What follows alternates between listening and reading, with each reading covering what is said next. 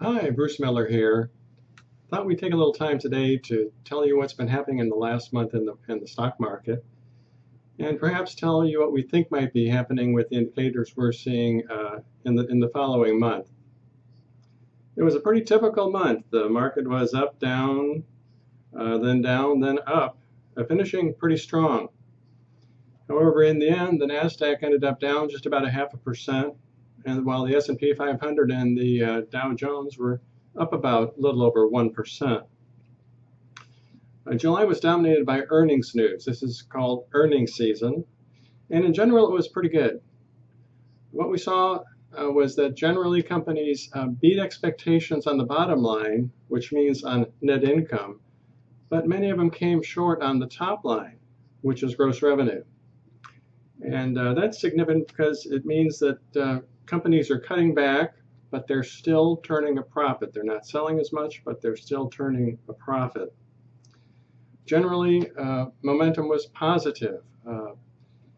Europe, as it was last month, was a key determinant in the markets.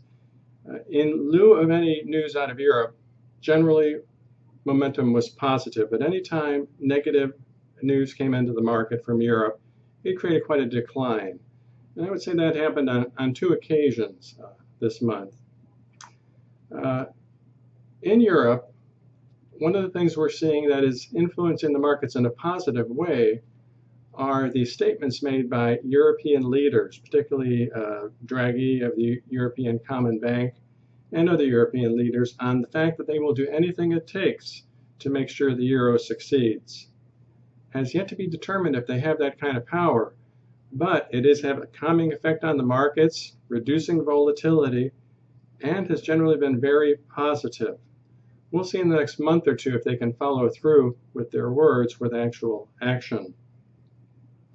So earnings were, again, generally upbeat. It depended company by company, and each day's market action often was determined by which companies reported and how they reported. Europe was big in the market, but so was Asia. What we saw in Asia was growth shrinking a little bit, both in China and in India. And that's of some concern because those are two huge parts of the global economy. And frankly, things we had not seen in the past. They've generally held us up in the past. So that's a very worrisome thing if we start to see those economies start to decline. For the coming month, there are a few things that we're worried about. One is what they call the fiscal cliff, and it's not going to happen yet. It's not going to happen until January, but if nothing is done by Congress, and I might say a very paralyzed Congress, at the end of the year, tax rates will be raised because the Bush tax cuts will go away, and many forced reductions in budget will occur, many of them which will not be too good for the economy. You'll hear more and more about the fiscal cliff as the months progress, and it appears that Congress may be just incapable politically of taking any action on that. Another thing that is soon to expire are the payroll tax cuts. And if you recall, a couple of years ago, they reduced payroll tax on workers' checks by a couple of percent. And if that happens, that'll mean that the average American worker will have about 2% less in each paycheck with which to spend. Of course, that'll result in decreased consumption and might be an economic problem. Speaking of which, Americans are saving more. Not necessarily good for the economy, but the savings rate went up by 4% this month. So even though income went up, savings went up, and actual consumption went down a little bit.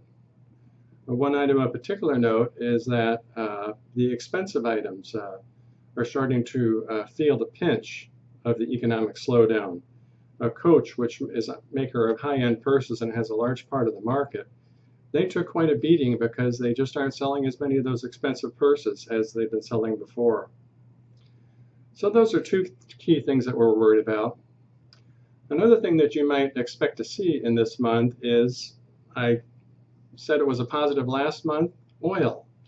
Now oil in the last month has gone up by about $10 a barrel.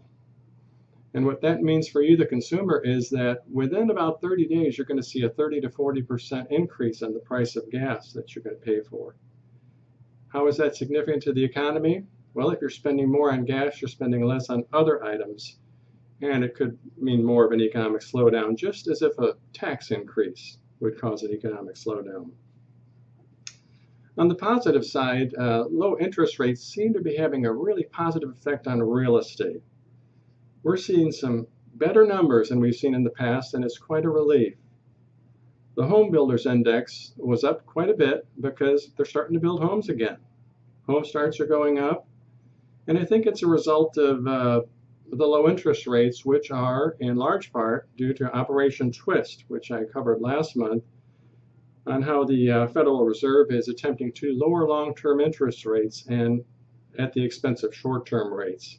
And that's what we've seen this month as well. Short-term rates up, longer-term rates down.